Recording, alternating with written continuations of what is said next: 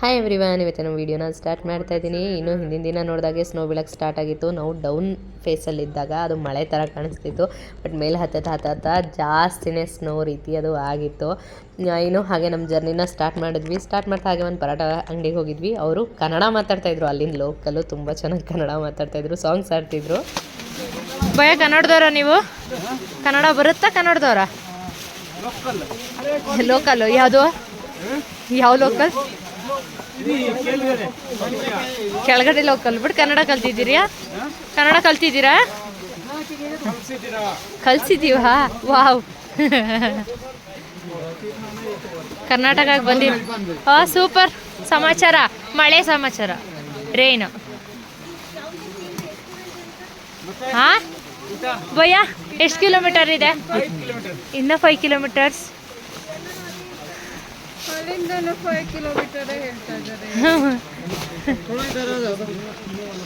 ನೋಡಿ, ಹಾಗೆ ಸ್ಪೈಸಿಯಾಗಿ ಮಾಡ್ಕೊಡಿ. ಹೋಗ್ಬಿಡ್ಬೇಕು 5 ಕಿಲೋಮೀಟರ್ 5 ನಿಮಿಷದಲ್ಲಿ. 5 ಮಿನಿಟ್ಸಲ್ಲಿ ಹೋಗ್ಬಿಡ್ಬೇಕು. ಫುಲ್ಕಾ 4.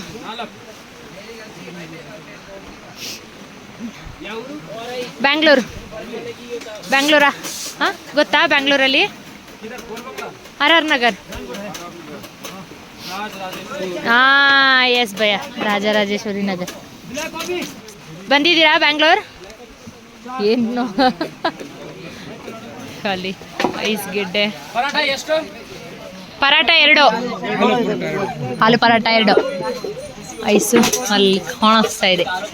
ಮಳೆನೂ ಬರ್ತಾ ಇದೆ. ಈ ಮಳೆಗೆ ಒಬ್ಬರು ಆಲೂ ಪರೋಟ, ಮ್ಯಾಗಿ ನೂಡಲ್ಸ್. ಹಾಂ, ಒಂದು ಪರೋಟ ತಿಂದ್ರೆ ಸಾಕು ಅನ್ನಂಗೆ ಮಾಡ್ತವ್ರೆ.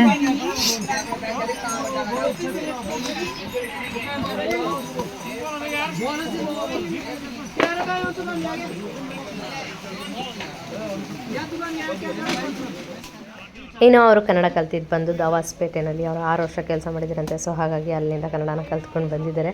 ಬಟ್ ಆದರೆ ಕನ್ನಡದ ಬಗ್ಗೆ ಅಭಿಮಾನ ಇರುತ್ತೆ, ಖುಷಿ ಅಂತ ಅನ್ಸುತ್ತೆ. ಇನ್ನು ಇವ್ರ ಶಾಪ್ ಬಂದು ಅಲ್ಲಿ ಪೋಲ್ ನಂಬರ್ ಹಾಕಿರ್ತಾರೆ, 361 361ನೇ ಪೋಲ್ ನಂಬರ್ ಹತ್ರ ಇವ್ರ ಶಾಪು ಕೂಡ ಬರುತ್ತೆ.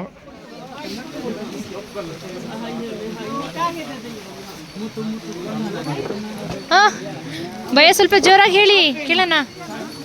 ಜೋರಾಗಿ ಹೇಳಿ, ಕರೆಕ್ಟಾಗಿದೆ ಸಾಂಗು. ಹೇಳಿ ಭಯ, ಆಡಿ ಭಯ. 2 ನಿಮಿಷದಲ್ಲಿ ಸಾಂಗ್ ಆಡ್ತಾರೆ. ಕೆಲಸ ಫಸ್ಟ್. ಕೆಲಸ ಮಾಡ್ತಾ ಇನ್ನ ಹಾಡಿದ್ರೆ ಇನ್ನ ಫಸ್ಟ್ ಬೇಗ ಆಗುತ್ತೆ.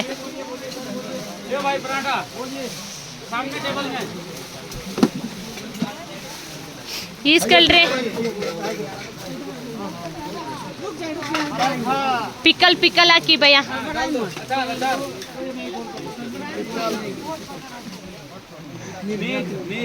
ಹಾಂ, ಮಳೆ ನಮಗೆ. ಮೇಘ ಅಂದರೆ ನಮಗೆ ಮಳೆ ಕನ್ನಡ.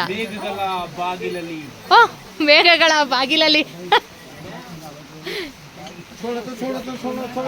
ಇದೊಂದು ಸಾಂಗ್ ಹೇಳಿದ್ರಲ್ಲ, ಕನ್ನಡ ಸಾಂಗ್ ಹೇಳಿ ಭಯ. ಭಾಷೆ ಬರದೇ ಇರೋರಲ್ಲಿ ನಮ್ಮ ಭಾಷೆಯವ್ರು ಸಿಕ್ಬಿಟ್ರೆ ಅದೇ ಒಂಥರ ಖುಷಿ. ನಮ್ಮ ಕನ್ನಡ ಮಾತಾಡ್ತಾರಲ್ಲ ಅನ್ನೋದೇ ಒಂದು ಹೆಮ್ಮೆ. ಇನ್ನು ತುಂಬ ಜನ ಕರ್ನಾಟಕವ್ರು ಸಿಕ್ಕಿದ್ರು. ಎಲ್ಲರೂ ಕೂಡ ಕರ್ನಾಟಕನ ಅಂತ ಹೇಳಿ ಕೇಳಿ ಮಾತಾಡ್ತಾಯಿದ್ರು. ಖುಷಿ ಆಯಿತು. ಇಲ್ಲಿ ಸ್ನೋ, ಅಯ್ಯಪ್ಪ, ಒಂಥರ ಫ್ಲವರ್ ಥರ ಕಾಣಿಸ್ತೈತೆ. ಸೂರಣ ಹತ್ತಿ ಉಂಡೆಗಳು ಅಲ್ವಾ? ಅಲ್ಲಲ್ಲಿ ಏನೋ ಜಾಗ ನೋಡಿ ಖುಷಿ ಪಡಬೇಕು. ಏನು ಮಾಡೋಕ್ಕಾಗಲ್ಲ. ಇಲ್ಲೆಲ್ಲ ಟೆಂಟ್ ಮೇಲೆ ನೋಡಲ್ಲಿ, ಟೆಂಟ್ ಮೇಲೆ ಹೆಂಗೆ ಇಸ್ ಬಿದ್ದೈತೆ ಮಗನೆ. ಅಯ್ಯೋ, ಈ ಟೆಂಟಲ್ಲಿ ಬದುಕಕ್ಕಾಯ್ತದಲ್ಲ. ಚಳಿಯಾ ತಡ್ಕೊಳಕ್ಕಾಗಲ್ಲ. ನೆನೆ ಕರೆಕ್ಟಾಗಿ ಬೆಡ್ಶೀಟ್ ಇದ್ದಿದ್ದೀರ, ಹೊಚ್ಕೊಂಡು ಮಲ್ಕೊಬಿಟ್ಟಿದ್ರೆ ಚೆನ್ನಾಗಿ. ಅಂತೂ ಇಂತೂ 18 ಕಿಲೋಮೀಟರ್ ಟ್ರಕ್ಕಿಂಗ್ನ ಮುಗಿಸಿ ಕೇದಾರ್ನಾಥ್ ಬಂದು ತಲುಪಿದ್ವಿ. ಕೇದಾರ್ನಾಥ್ ಬಂದು ತಲುಪಿದ ಮೇಲೆ ದೇವಸ್ಥಾನಕ್ಕೆ ಇನ್ನೂ 2 ಕಿಲೋಮೀಟರ್ ನಡ್ಕೊಂಡು ಹೋಗಬೇಕಿತ್ತಂತೆ. ರೂಮ್ ಮಾಡೋದಕ್ಕೂ ಅಲ್ಲೇ ಹೋಗಬೇಕಿತ್ತು. ಸೊ ಅದು ಇನ್ನೂ ತುಂಬ ಕಷ್ಟ ಆಯಿತು. ಕೈ ಕಾಲುಗಳೆಲ್ಲ ಮರಗಟ್ಟೋಗಿದ್ವು. ಒಂದೊಂದು ಹೆಜ್ಜೆ ಇಡೋದು ತುಂಬ ಕಷ್ಟ ಅನಿಸ್ತಿತ್ತು, ಅಷ್ಟು ಚಳಿ ಇತ್ತು. ಉಸಿರನ್ನ ತೊಗೊಳೋದಕ್ಕಾಗ್ತಾಯಿಲ್ಲ, ಇನ್ಹೇಲ್ ಮಾಡೋದಕ್ಕೆ ಆಗ್ತಾಯಿಲ್ಲ. ಉಸಿರನ್ನ ಉಫ್ ಅಂತ ಬಿಡ್ಬೋದು ಹೊರತು ಅದು ಇನ್ಹೇಲ್ ಮಾಡೋದು ತುಂಬ ಕಷ್ಟ ಅನಿಸ್ತಿತ್ತು ಆ ಚಳಿನಲ್ಲಿ. ನಿಜಕ್ಕೂ ಆಕ್ಸಿಜನ್ದು ಸ್ಪ್ರೇನ ಇಟ್ಕೊಂಡು ಅದನ್ನು ಸ್ಪ್ರೇ ಮಾಡ್ಕೊಂಡಿದ್ದೀವಿ ಕೂತು, ಅಷ್ಟು ಚಳಿ ಇತ್ತು. ಇನ್ನು ಇಲ್ಲಿಗೆ ಬಂದು ತಲುಪೋದ್ರೊಳಗೆ ಸ್ನೋ ಬಂದು ಹೋಗಿತ್ತು ಆಲ್ರೆಡಿ. ಮುಗಿದಿತ್ತು. ಇನ್ನು ಇಲ್ಲೆಲ್ಲ ಟೆಂಟ್ಗಳ ಮೇಲೆ ನೋಡ್ತಾ ಇದ್ದೀರಲ್ಲ ಹಾಕಿರೋದು ಬ್ಲ್ಯಾಕ್ ಕಲರ್ ಕವರ್, ಬಟ್ ಮೇಲ್ಗಡೆ ವೈಟ್ ಕಲರ್ ಸ್ನೋ ಕವರ್ಡ್ ಆಗಿದೆ. ನಾನು ಫಸ್ಟ್ ಕನ್ಫ್ಯೂಸ್ ಆದೆ ಇದು ವೈಟ್ ಕಲರ್ ಕವರ್ ಅಂತ, ಬಟ್ ಅಬ್ಸರ್ವ್ ಮಾಡಿ ನೋಡಿದಾಗ ಗೊತ್ತಾಯಿತು ಅದು ಸ್ನೋ ಕವರ್ಡ್ ಆಗಿರೋದು ಆ ಬ್ಲ್ಯಾಕ್ ಕಲರ್ ಕವರ್ ಮೇಲೆ ಅಂತ ಹೇಳ್ಬಿಟ್ಟು. ನಿಜಕ್ಕೂ ಈ ಚಳಿ ಸಿಕ್ಕಾಬಟ್ಟೆ ಕಷ್ಟ ಅನಿಸ್ತು. ಇದೇ ಚಳಿನಲ್ಲಿ ಹೋಗಿ ರೂಮ್ ಹುಡುಕಿ ನಾವು ರೂಮಲ್ಲಿ ಸ್ಟೇ ಆದ್ವಿ. ಏನೋ ರಾತ್ರಿ ಬಂದು ಏನು ವಿಡಿಯೋ ಮಾಡಲಿಲ್ಲ, ಯಾಕೆಂದರೆ ಚೆನ್ನಾಗಿ ನಿದ್ರೆ ಬಂದಿತ್ತು. ಚಳಿಗೆ ಸಿಕ್ಕಾಬಟ್ಟೆ ಫ್ರೀಸ್ ಆಗಿದ್ವಿ, ಕೈಯೆಲ್ಲ ಫುಲ್ಲು ಹಿಂಗಾಗೋಗಿತ್ತು. ಬಟ್ ಆದರೆ ಅಂತೂ ಇಂತೂ ಒಳ್ಳೆ ರೂಮ್ ಸಿಕ್ತು ನಮಗೆ. ನಾನು ರೂಮ್ಗಳನ್ನ ಹುಡ್ಕೊಂಡು ಬರ್ತಾಯಿದ್ದೀನಿ, ಎಲ್ಲ ಒದ್ದೆ ಎಲ್ಲ ರೂಮ್ಗಳಲ್ಲಿ ಎಲ್ಲ ಟೆಂಟ್ ಮೇಲೆ ಕೂತೈತೆ. ಅದರೊಳಗೆ ಜನ ಇರಲಿಲ್ಲ ಬಿಡಿ, ತುಂಬ ಜನ ರೂಮ್ಸ್ಗಳೆಲ್ಲ ಫಿಲ್ ಇದ್ವು. ಪುಣ್ಯಕ್ಕೊಂದು ರೂಮು ಸಿಕ್ತು. ಬಟ್ ರಗ್ಗಳ ಹೆಂಗೆ ಕೊಟ್ಟಿದ್ರು ಅಂದರೆ 2 ರಗ್ ಹಚ್ಕೊಂಡಿದ್ದೀವಿ ಎಲ್ರಿಗೂ. 4 ಜನ ಇದ್ವಿ ನಾವು, 4 ಜನಕ್ಕೂ 2 ರಗ್ ಇದ್ವು ಹೊಚ್ಕೊಂಡು. ಇಲ್ಲಿ ಬೆಡ್ ತುಂಬ ರಗ್ಗಳೇ ಐತೆ, ಅದನ್ನು ಮುಟ್ಟಕ್ಕೆ ಹೋಗಿಲ್ಲ, ಹಂಗೆ ಇಟ್ಟಿದ್ದೀವಿ ಎಲ್ಲದನ್ನು. ಸಿಕ್ಕಾಬಿಟ್ಟೆ ಬೆಚ್ಚಗಾಯಿತು ಮಾತ್ರ. ನೆಮ್ಮದಿಯಿಂದ ರೂಮ್ ಮಾಡ್ಕೊಂಡಿದ್ವಿ, ಚೆನ್ನಾಗಿ ನಿದ್ರೆ ಆಯಿತು ಎಲ್ರಿಗೂ ಕೂಡ. ಇವಾಗ ದರ್ಶನಕ್ಕೆ ಹೋಗೋಣ ಅಂತ ಆಲ್ರೆಡಿ ರೆಡಿ ಆಗಿಬಿಟ್ಟಿದ್ವಿ. ಚೆನ್ನಾಗಿ ಬಿಸಿನೀರು ಬಂತು, ಗೀಸರ್ ಇತ್ತು.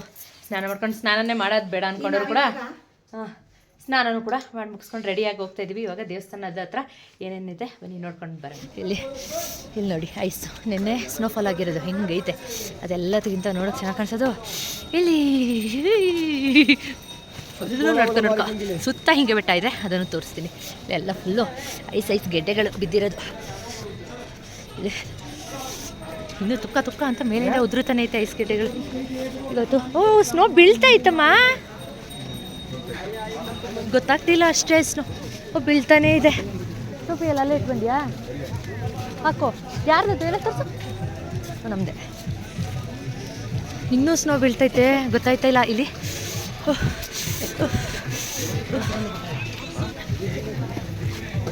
ಸ್ನೋಫಾಲ್ ಗೊತ್ತಾಗಬೇಕಂದ್ರೆ ಬ್ಲ್ಯಾಕ್ ಕಲರ್ದು ಬಟ್ಟೆ ಇರಬೇಕು. ಇಲ್ಲೆಲ್ಲ ನೋಡಿ, ಇಲ್ಲೂ ಸ್ನೋ ತುಂಬಿರೋ ಬೆಟ್ಟಗಳು. ಇಂದು ತೋರಿಸ್ತೀನಿ ಅಲ್ಲಿ. ಇಲ್ಲಿ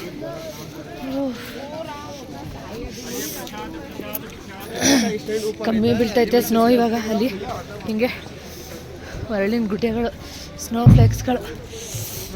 ಈ ಬೆಳಗ್ಗೆನೇ ಸ್ಟಾರ್ಟ್ ಆಗೈತಲ್ಲ ಸ್ನೋ ಅಂತ. ನಿನ್ನೆ ಸಂಜೆ ಅಲ್ವಾ ಸ್ಟಾರ್ಟ್ ಆಗಿರೋದು? ಇಲ್ಲ, ನೆನ್ನೆನೂ ಬೆಳಗ್ಗೆಯಿಂದಲೂ ಸ್ಟಾರ್ಟ್ ಆಗಿರುತ್ತೆ. ನಮಗೆ ಕೆಳಗಿರಲಿಲ್ಲ ಅಷ್ಟೇ. ಕೆಳಗೆ ಬರೋ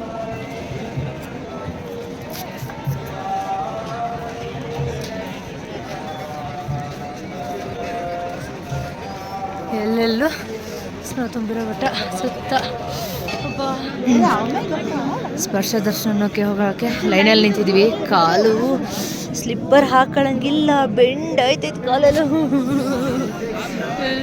ಬೆಳಗ್ಗೆ ತುಂಬಾ ಚಳಿ ಇತ್ತು, ಅಂದರೆ ಹೇಳಬೇಕಾ, ಸುತ್ತ ಸ್ನೋ ಇರಬೇಕಾದ್ರೆ ಆ ಚಳಿ ಹೇಗಿರುತ್ತೆ ಅಂತ ಫೀಲ್ ಮಾಡಿದ್ರೆ ಗೊತ್ತಾಗುತ್ತಲ್ವ, ಅಷ್ಟು ಚಳಿ ಜಾಸ್ತಿ ಇತ್ತು. ಬಟ್ ಆದರೆ ನೆನ್ನೆ ನೈಟು ತುಂಬ ಇನ್ನೂ ಕಷ್ಟ ಅನಿಸ್ಬಿಟ್ಟಿತ್ತು. ನಮಗೆ ಆಗಲ್ಲ ಬೆಳಗ್ಗೆ ದರ್ಶನ ಮಾಡೋಕ್ಕೆ. ಆಚೆಯಿಂದ ಕೈ ಮುಗಿದು, ಅಪ್ಪ ನೀನು ನನ್ನ ಕರ್ಸ್ಕೊಂಡ್ಯಾ ಇಲ್ಲಿವರೆಗೂ, ಇನ್ನು ಆಗಲ್ಲ ಅಂತ ಹೇಳೋ ಹೊರಟ್ಬಿಡೋಣ ಅನ್ನೋ ಥರ ಇತ್ತು. ಬಟ್ ಆದರೆ ನಿಜಕ್ಕೂ ಬೆಳಗ್ಗೆ ಆ ದೇವರೇ ನಮಗೆ ಶಕ್ತಿ ಕೊಟ್ಟು ದೇವಸ್ಥಾನದ ಮುಂದೆ ನಿಲ್ಲಿಸಿ ನಮಗೆ ತುಂಬ ಚೆನ್ನಾಗಿ ದರ್ಶನ ಕೊಟ್ಟರು ಅಂತ ಅನ್ಕೋಬೋದು. ಅಷ್ಟು ಚೆನ್ನಾಗಿ ದರ್ಶನ ಆಯಿತು. ನಾನು ಬೆಳಗ್ಗೆ ಹೇಳಿದ್ದೆ -8 ಇದ್ರಲ್ಲಿ ನಾವು ಬದುಕಿದೀವ ಈ ಥರ ದೇವಸ್ಥಾನದ ಮುಂದೆ ನಿಂತ್ಕೊಂಡು -8 2 ಕಿಲೋಮೀಟರ್ ಎಲ್ಲ. ಕಾಲಭೈರವ ಟೆಂಪಲ್ಗೆ ಹೋಗೋದಕ್ಕೆ ಕೇಳ್ತಾ ಇದ್ವಿ. 2 ಕಿಲೋಮೀಟರ್ ಅಂದರು. ಇಲ್ಲಿ 2 ಕಿಲೋಮೀಟರ್ ಅಂದರೆ 4 ಕಿಲೋಮೀಟರ್ ಫೀಲ್ ಆಗುತ್ತೆ ನನಗೆ.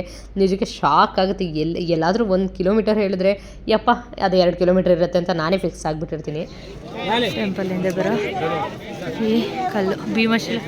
ಇನ್ನು ದೇವಸ್ಥಾನದ ಬ್ಯಾಕ್ ಸೈಡ್ ಇದು ಬಂದು ಭೀಮಶಿಲ ಅಂತ ಹೇಳಿ ಕಲ್ಲು, ದೇವಸ್ಥಾನದ ಪ್ರೊಟೆಕ್ಷನ್ಗೆ ಅಂತ ಹೇಳಿ ಬಂದು ನಿಂತಿರೋ ಅಂಥ ಕಲ್ಲು ಇದು.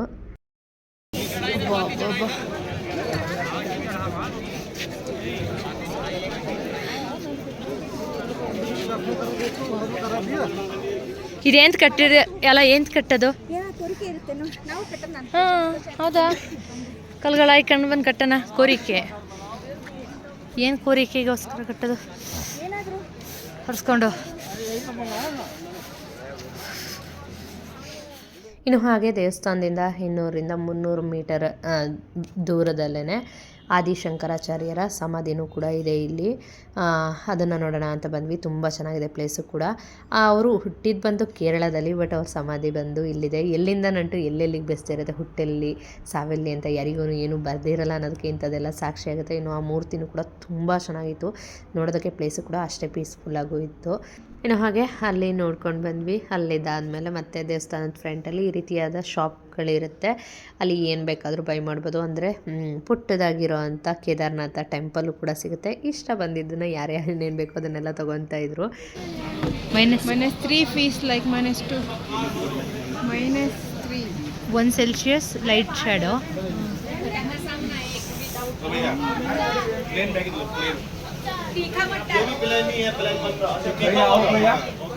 ಅಂದರೆ ರೈಸ್ ತಿಂದೆ ನೆನ್ನೆನೂ ನಂಗೆ ನೆನ್ನೆ ರೈಸ್ ತಿಂದೆ, ನನಗೆ ಇಷ್ಟ ಆಯಿತು.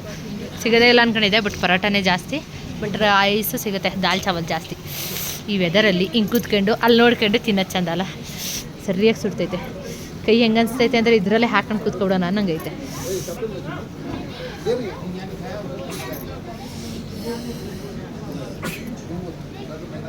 ಯೂಶ್ವಲಿ ಕಾಫಿ ಟೀ ನಾನು ಕುಡಿಯೋದಿಲ್ಲ.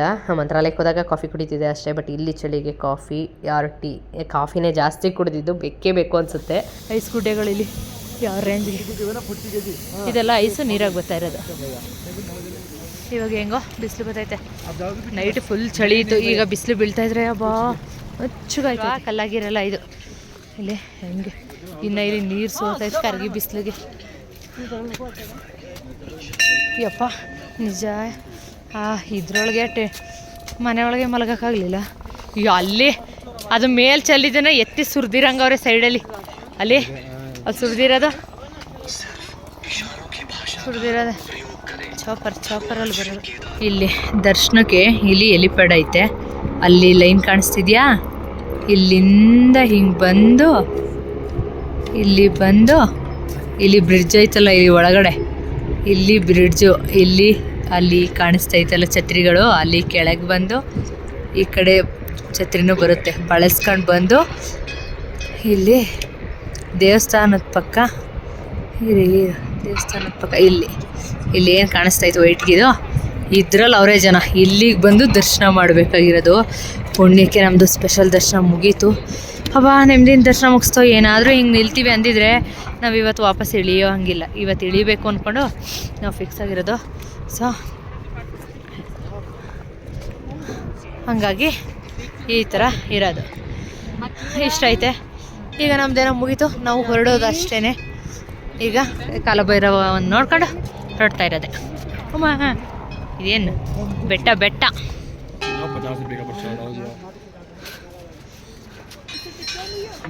ಆಲ್ರೆಡಿ ಮೋಡ ಮುಚ್ಕೊಂಡೈತೆ. ಬೆಳಗ್ಗೆ ಎಲ್ಲ ಫುಲ್ ಚೆನ್ನಾಗಿ ಕಾಣಿಸ್ತೈತೆ. ಇಲ್ಲಿ ಮಳೆ ಸ್ಟಾರ್ಟ್ ಆದರೂ ಆಯಿತು, ಹೇಳೋಕ್ಕಾಗಲ್ಲ, ಎಲ್ಲ ಕವರ್ ಆಗ್ತಿದೆ. ನಮಗೆ ಒಂದು 5-10 ಕಿಲೋಮೀಟ್ರ್ ಇಲ್ಲಿ ಗಂಟೆ ಮಳೆ ಬರ್ತಾಯಿದ್ರೆ ಹೆಂಗೋ ನೆಮ್ಮದಿಯಾಗಿ ಹೋಗ್ಬೋದು. ಇಲ್ಲಿ ನಮ್ಮ ಕಾಲಭೈರವನ ವಾಹನ ಇಲ್ಲೇ ಮಲ್ಕೊಂಡವ್ರು ಎಲ್ಲರೂ. ಅಲ್ಲೂ ಒಂದೈತೆ, ಬಟ್ ಅವ್ರು ಅಡ್ಡ ಇದ್ದಾರೆ.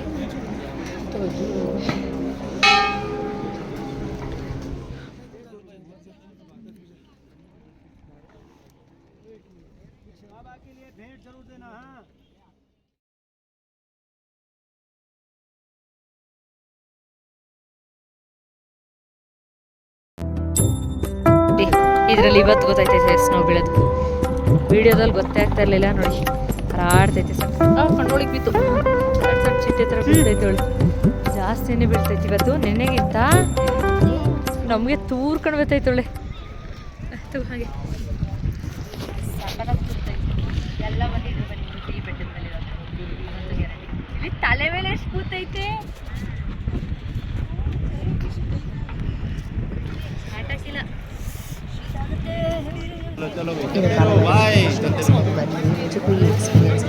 ಯಾರಿಂದಲೂ ಮನೇಲಿ ಕೂತು ಕಟ್ಕೊಳ್ಳೋದಕ್ಕಾಗಲ್ಲ. ತುಂಬ ಚೆನ್ನಾಗಿದೆ. ಮಾಡಬೇಕಾದ್ರೆ ಹೆಂಗೆ ಅನಿಸ್ತು ಅಂದರೆ ಅಲ್ಲಿದ್ದಾಗ ಪಾಯಿಂಟ್ ಸಾಕಪ್ಪ ಇಂದ ಕರ್ಸ್ಕೊಂಡು ಬಟ್ ಶಕ್ತಿ ಹೆಂಗಿತ್ತೆಲ್ಲ ನಮ್ಮದು ಶಕ್ತಿ ಇಲ್ಲ ಇದೆ. ಅಷ್ಟು ಚೆನ್ನಾಗಿದೆ ಎಕ್ಸ್ಪೀರಿಯೆನ್ಸು. ಈ ಅವತಾರಕ್ಕೆ ರೆಡಿಯಾಗಿದ್ದೀನಿ. ಅವಾಗವಾಗ ಮೋಡ ಮುಚ್ಕೊಳುತ್ತೆ, ಅವಾಗವಾಗ ಮಳೆ ಬರ್ತಾ ಇರುತ್ತೆ. ಸೊ ಚಳಿನೂ ಐತೆ. ಹಿಂಗೆ ಇನ್ನು ನಾನು ರೆಡಿಯಾಗಿರೋದು ನೋಡಿದ್ರೆ ನನಗೆ ನಗು ಬರೋ ಥರ ಇದೆ. ಆ ರೀತಿ ರೆಡಿಯಾಗಿದ್ದೀನಿ. ಬಟ್ ವಿಧಿ ಇಲ್ಲ, ಏನು ಮಾಡೋದಕ್ಕಾಗಲ್ಲ. ಅಲ್ಲಿ ವೆದರ್ಗೆ ನಾವು ಸರ್ವೈವ್ ಆಗಬೇಕು ಅಂದರೆ ನಾವು ಅದೇ ರೀತಿ ಇರಬೇಕು. ಸೊ ಅದನ್ನೆಲ್ಲ ನನ್ನ ಮೈಂಡಲ್ಲೇ ಹಾಕ್ಕೊಳ್ದೆ. ನನಗೆ ಹೇಗೆ ಕಂಫರ್ಟ್ ಇರಬೇಕು ಹಾಗೆ ರೆಡಿಯಾಗಿದೆ. ಇನ್ನು ಕೇದಾರ್ನಾಥ್ಗೆ ಬಾಯ್ ಬಾಯ್ ಹೇಳೋಗೋ ಟೈಮ್ ಬಂತು.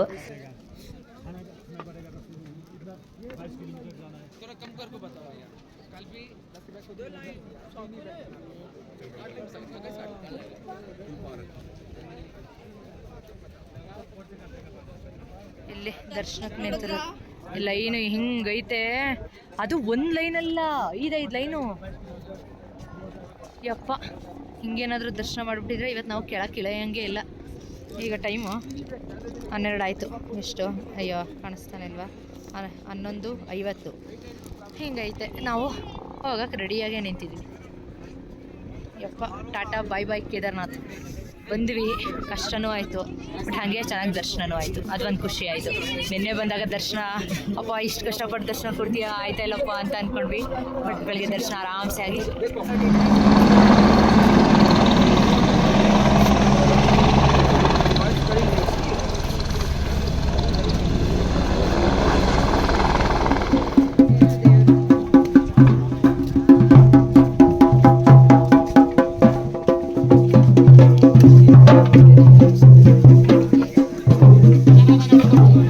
ಇನ್ನು ಹೋಗ್ತಾ ಹಾಗೆ ಆಲೂಗಡ್ಡೆ ಬಜ್ಜಿ ತಿನ್ಕೊಂಡು ಹೋಗೋಣ ಅಂತ ಹೇಳಿ ತೊಗೊಂಡ್ವಿ. ಬಟ್ ಆದರೆ ಹೆಂಗಿತ್ತು ಅಂದರೆ ಅಲ್ಲಿ ರೆಡಿ ಮಾಡಿದ 10 ನಿಮಿಷಕ್ಕೆ 2 ಅವರ್ ಆಗಿದೆ ಅಡುಗೆ ಮಾಡಿ ಅನ್ನೋ ಥರ ಫೀಲ್ ಇರುತ್ತೆ. ಫೋಟೋ ಅಷ್ಟೇ ದೊಡ್ಡ.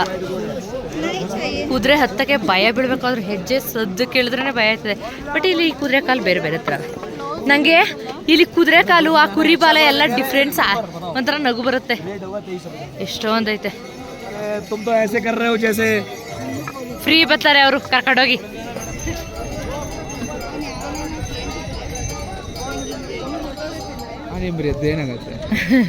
ಇದೇ ಮಾಡೋದು ಇವ್ರುಗಳು. ಅಲ್ಲಿ ಇಂಥ ಬೈಕೆ ನನ್ ಕುದುರೆ ಅಂದ್ರೆ ಭಯ ಆಗೋದು.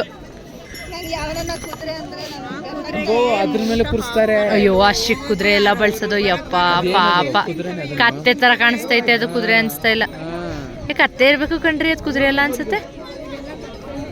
ಒಂದಷ್ಟು ಕುದುರೆನಾ? ಜಾಗ ಖಾಲಿ ಮಾಡ್ಯಾರ.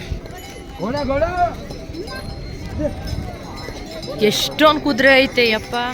ಐಸು ಎಲ್ಲ ಕಡೆನೂ ಹಿಂಗೆ ಕೈಗೆ ಸಿಗಂಗೆ ಐತೆ. ಬಟ್ ನಾನು ಕೈ ಹಾಕ್ತಾ ಇಲ್ಲ. ಅಲ್ಲಿ ಕೆಳಗೋದಾಗಿದ್ದು ಸಿಗುತ್ತೆ. ಅಲ್ಲಿ ನೋಡಿ, ಅಲ್ಲಿ ನಡ್ಕೊಬರೋ ಪ್ಲೇಸಲ್ಲಿ ಐತೆ ಇದು. ಬಟ್ ಆದರೆ ಮುಟ್ಟಲ್ಲ. ಅಲ್ಲೋ ಬಟ್ ಇದಾಯ್ತು. ಯಾವ ಜನ ಅವ್ರಿಗೆ ಎಲ್ಲಿ ಸೈಡ್ ಬಿಡೋಕೆ ಇಲ್ಲ. ಅಲ್ಲಿ ಹಿಂಗೆ ಓದ್ಕೊಂಡಿರೋರ್ಗು ಜಾಗ ಬಿಡ್ದಾನೆ. ಹಿಂಗೆ ಅಡ್ಡಾಡಿ ನಿಂತ್ಕೊಳ್ಳೋದು. ಈ ಕುದುರೆಯವ್ರು ಹಿಂಸೆ ತಡಿಯೋಕ್ಕಾಯ್ತಾ ಇಲ್ಲ ಇಲ್ಲಿ. ಈಗ ಏನು ಫೋನ್ನ ಒಳಗೆ ಹಾಕ್ಬಿಟ್ಟು ನಡಿಯೋಕ್ಕೆ ಶುರು ಮಾಡಿದ್ರೆ ಇವತ್ತು ಬೇಗ ಹೋಗ್ಬೇಕು. ನೆನ್ನೆ ಆಗಿತ್ತು 16 ಅವರು 16. ಇವಾಗ ಹಂಗೆ ಆಗಬಾರ್ದು ಅಂತ ಹೊರಡೋದೆ ಬೇಗ ಬೇಗ. ಬೆಳಗ್ಗೆ 4 ಗಂಟೆಗೆ ಹೊರಟಿದ್ದಕ್ಕೆ 10 ಗಂಟೆಗೆ ಬಂದು ತಲುಪಿದ್ವಿ. ಇವತ್ತು ಹಂಗೆ ಮಾಡಬಾರ್ದು, ಬೇಗ ಬೇಗ ಹೋಗಬೇಕು. ಆಲೇ ಟೈಮ್ 12 ಮುಕ್ಕಾಲಾಗಿತ್ತು. 1 ಆಗ ಇರಬೇಕು. ಇವಾಗ 2.5 ಕಿಲೋಮೀಟ್ರ್ ನಡ್ಕೊ ಬಂದಿದ್ದೀವಿ. ನೆಕ್ಸ್ಟು ನೋಡಬೇಕು. ಇದೆಲ್ಲ ಡೌನು, ಈ ಕಡೆ ಅದೆಲ್ಲ ಅಪ್ಪಿತ್ತು. ರಾತ್ರಿ 2 ಅವರಲ್ಲಿ ಹೋಗಿದ್ದು. ಇವಾಗ ಹಾಫ್ ಆನ್ ಅವರಲ್ಲಿ ಬಂದಿದ್ದೀವಿ. ಡೌನಲ್ಲಿ ಬೇಗ ನಡಿಬೋದು. ಈಗ ನಡಿಯೋಕೆ ಆರಾಮ್ಸೆ ಆಗ್ತೈತೆ.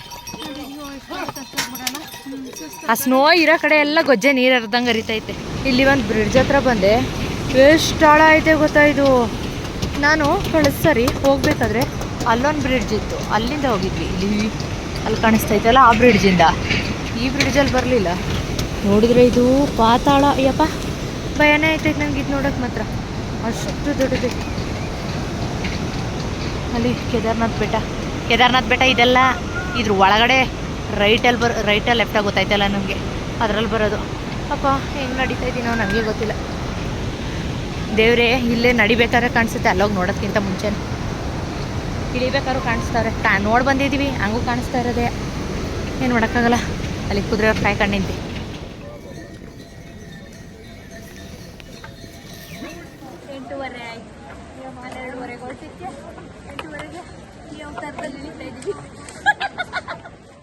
ನಿಜ ಅಲ್ಲಿಂದ ಇಳಿಬೇಕಾದ್ರೆ ಏನು ಅನಿಸ್ಲಿಲ್ಲ, ಇಳಿಬೇಕಾದ್ರೆಲ್ಲ ಸ್ಲೋಪ್ ಇತ್ತು. ನಾನು ಒಂದು ತಪ್ಪು ಮಾಡ್ಕೊಂಡಿದ್ದೆ, ನೇಲ್ಸ್ನ ಕಟ್ ಮಾಡಿರಲಿಲ್ಲ.